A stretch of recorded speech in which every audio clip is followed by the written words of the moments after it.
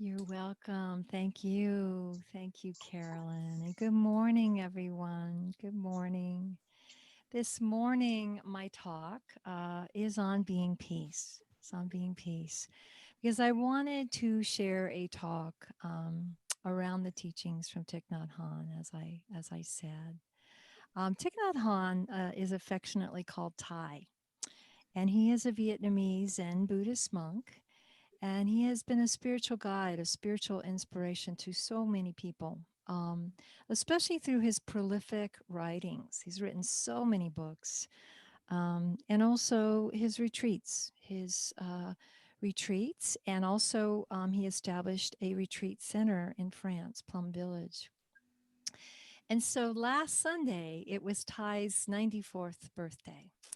And he's one of those people who I believe has lived his life as peace in every moment.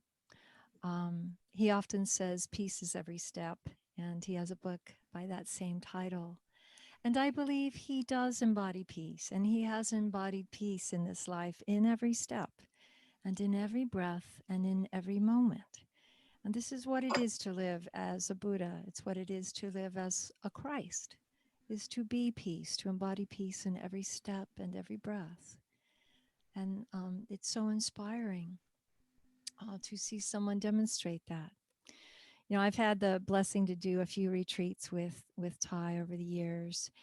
And when you walk with him in walking meditation, I have never seen a person so conscious in every step he takes.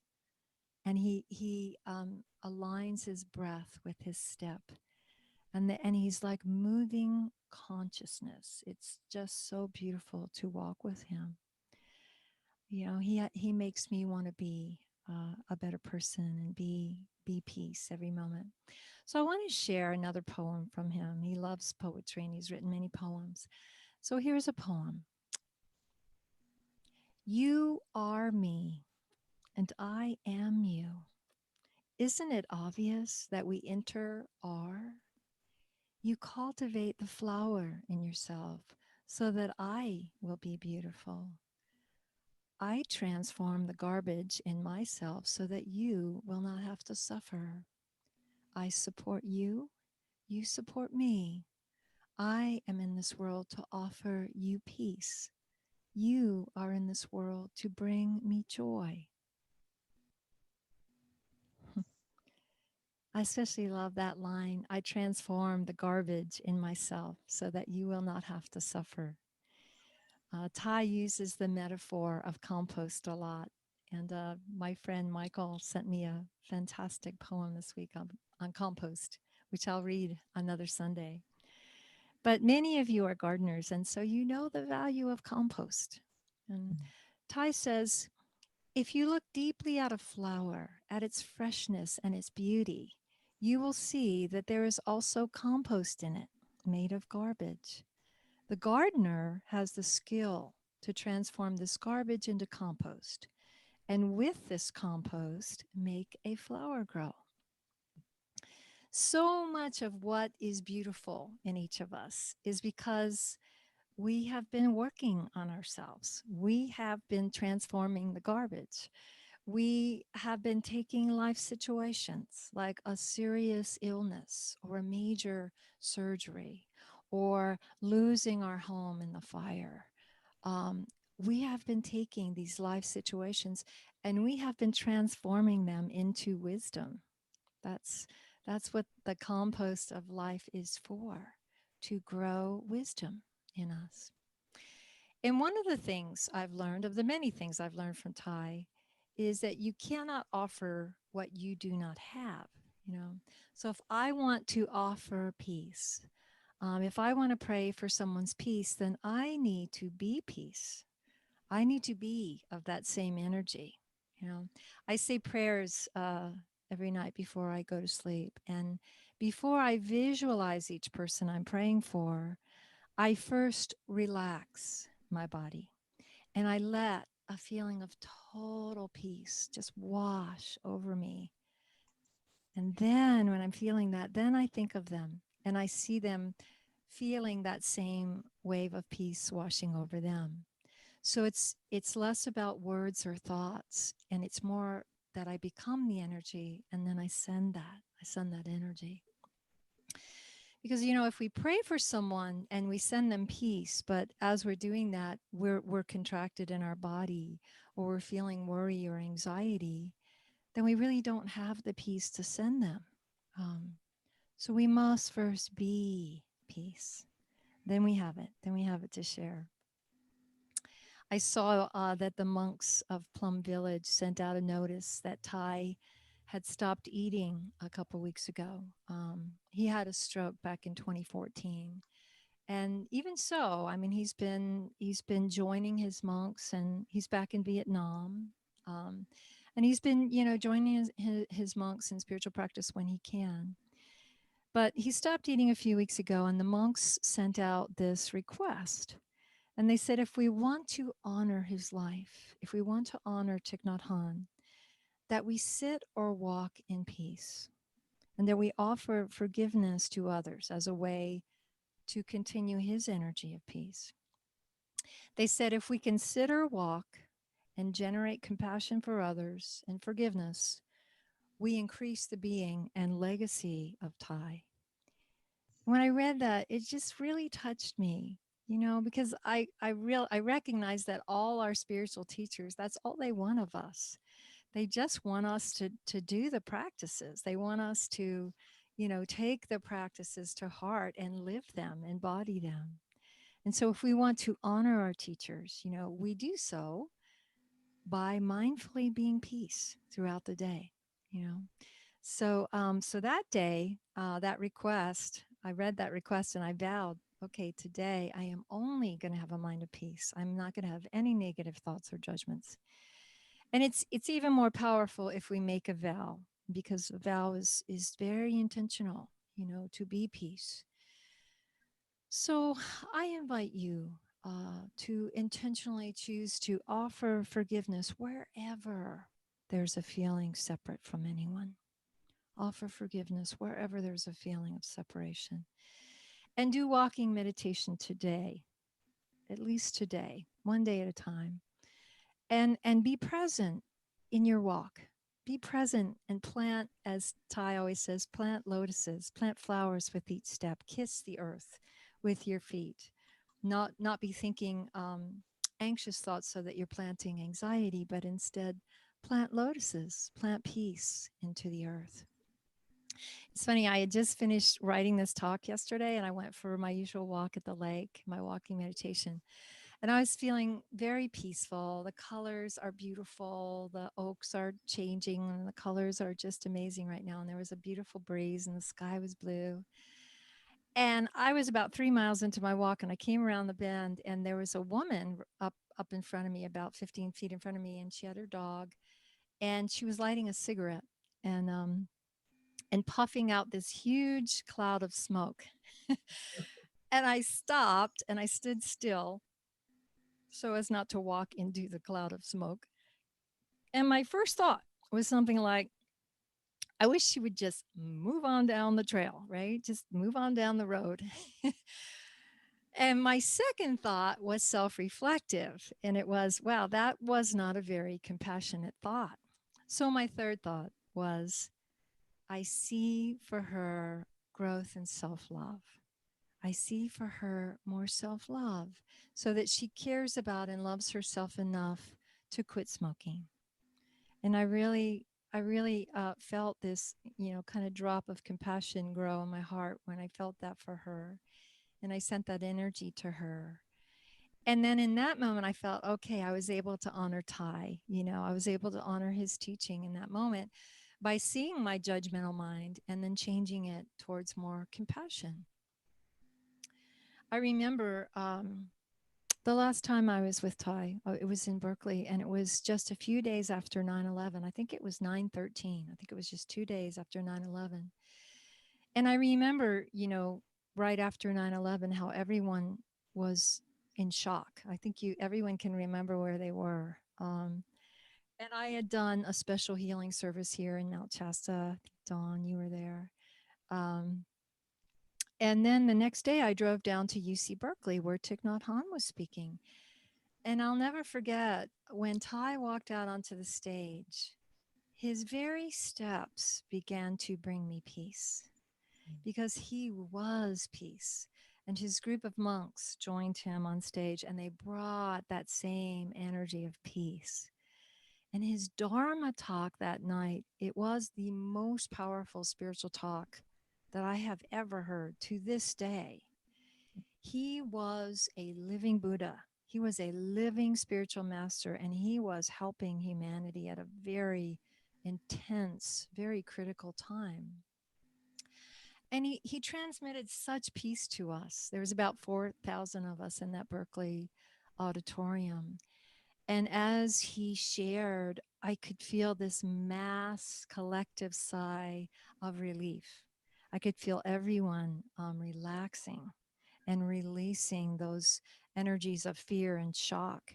And I felt the presence of love and truth returning to us, returning to us all. And I recently found an article where he was talking about how he was in California when 9/11 happened. And he described giving that very talk that I was in attendance of. And he said, this is how he described giving that talk where I was. He said, I reminded everyone that responding to hatred with hatred will only cause hatred to multiply 1,000-fold, and that only with compassion can we transform hatred in anger. I invited them to go home to themselves and practice mindful breathing and mindful walking to calm down their strong emotions and allow lucidity to prevail. Only when we understand can compassion arise. When the drop of compassion begins to form in our hearts and minds, we can begin to develop concrete responses to a situation. I read that and I thought that's exactly what he did, you know. Um, but that's how great spiritual teachers are. They will always turn us back towards love. They will always help us remember our true nature again and again as love. In unity, we believe that we are originally good, that we are originally divine. And in Buddhism, they believe very much the same, that our tendency, our true nature is compassionate, and that we all have Buddha nature in us. We call it in unity, we call it the inner Christ or Christ consciousness. But Thai would say that Buddha nature and the inner Christ are the same. He's got a wonderful book called Living Buddha, Living Christ. I really highly recommend that. It's a wonderful book where he compares their teachings and shows that they're so similar. I remember Thai shared a story of one of his young students learning about Buddha nature. So his young student was 6 or 7 years old, and this little boy saw people coming into the temple and bringing cakes and bananas to offer the Buddha, the statue of the Buddha. And the boy wanted to know how the Buddha ate bananas. So he waited till everyone went home and the shrine was closed, and then he peeked and peered through the door, waiting for the Buddha to reach out his hand and take a banana and peel it and eat it. And he waited and he waited, and nothing happened. And he thought, the Buddha doesn't seem to eat bananas. And he thought, or at least maybe not when someone's spying on him.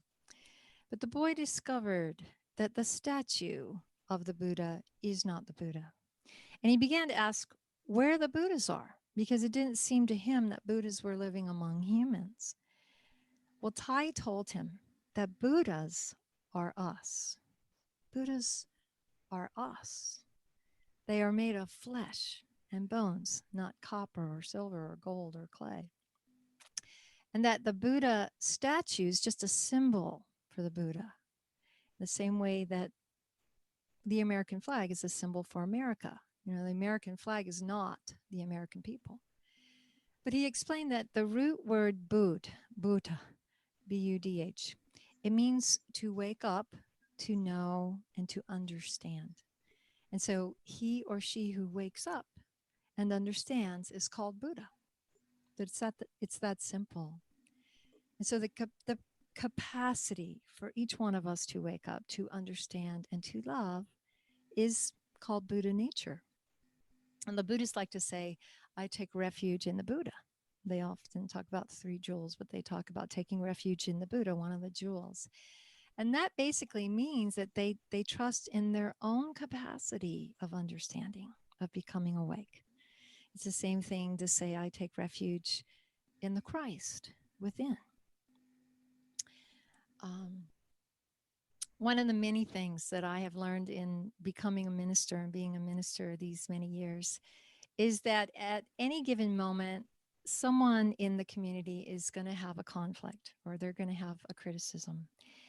And this is when I must especially rely on the Buddha nature in myself because the inner wisdom knows to wait to respond, to be present with any reactive energies in myself or in anyone else, but to not act with reaction, to notice without reacting. And as Ty said, to cultivate that drop of compassion, because that'll grow into greater understanding. And so no matter what the situation, I work to cultivate that drop of compassion. As soon as I can feel compassion towards someone, then I have wonderful creative ideas of how to reconcile. So, in my humble opinion, this is the skill I feel like our world needs more than ever. Our relationships need, and our country needs, and our political climate needs, and just our world needs. Our communities need this ability to take care, to not react, and to take care of those worked up energies in ourselves until we can get to a drop of compassion and then let that grow. I sometimes call it equanimity training. Life is equanimity training if you're working on yourself. There's a quote from the Bhagavad Gita. I'm kind of weaving in a little bit of everything, very interfaith today. But there's a quote from the Bhagavad Gita that says, those established in the self can accept both praise and blame with equanimity. Those established in the self, in the Satnam, in the self, can accept both praise and blame with equanimity. So the self is just another word for Buddha nature or the inner Christ. So I want to share one last story, a beautiful story that Thai tells about his teacher's teacher, the Zen master that founded the monastery where Thai grew up, where he was a novice monk.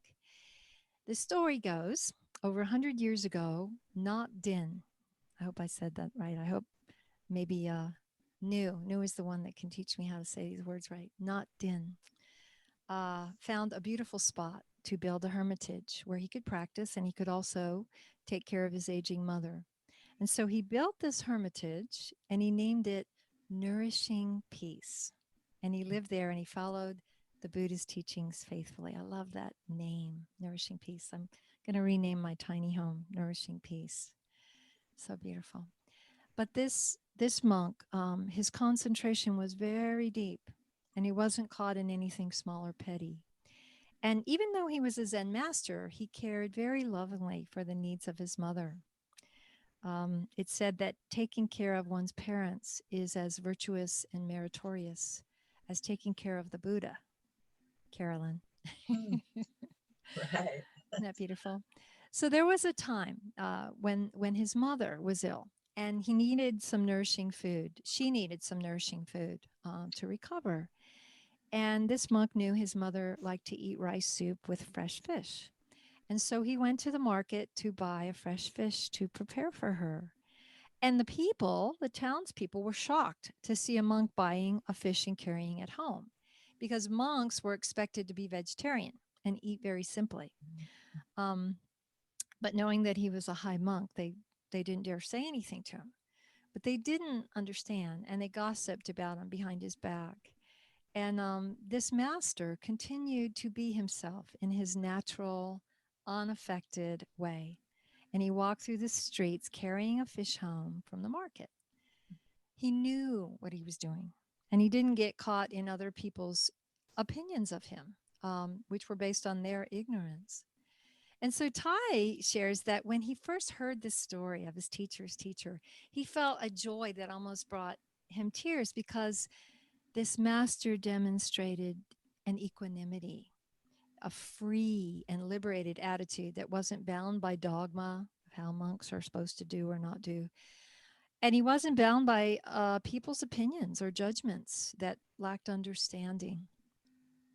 And I love this story too, because I think we all at times face self doubt, especially when we feel the sharp edges of the world's opinions and judgments, and we feel misunderstood by others. And yet, if we know that we're doing our very best, if we know that we have deeply reflected upon our actions and they are from our highest consciousness, then we can be at peace, like this monk, even among people who are judgmental or negative or who don't understand us.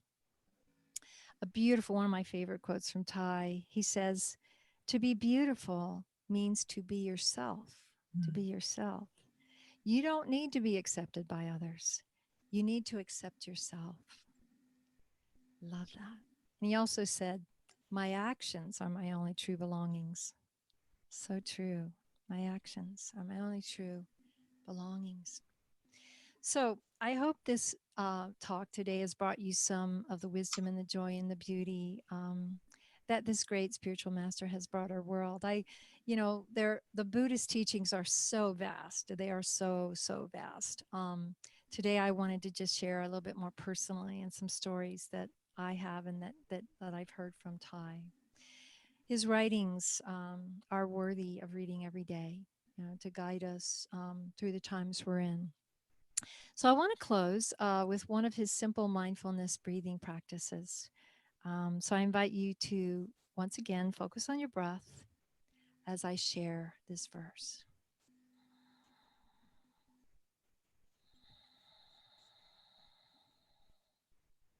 Breathing in, I feel myself as a mountain. Breathing out, I feel solid. Breathing in, I see myself as water. Breathing out, I reflect things as they are. Breathing in, I see myself as space. Breathing out, I feel free. And so I pray, and I know that you all pray with me, that each one of us here, and all of our families, all our relations, all our loved ones, and all beings everywhere, may all beings everywhere be happy and be free and be at peace. Thank you. Namaste. Mm. Thank you, Kathy. Thank you for bringing Thai into us. That's so beautiful and so wise. Just Mm. what a gift. What a gift he is to You're the world. welcome.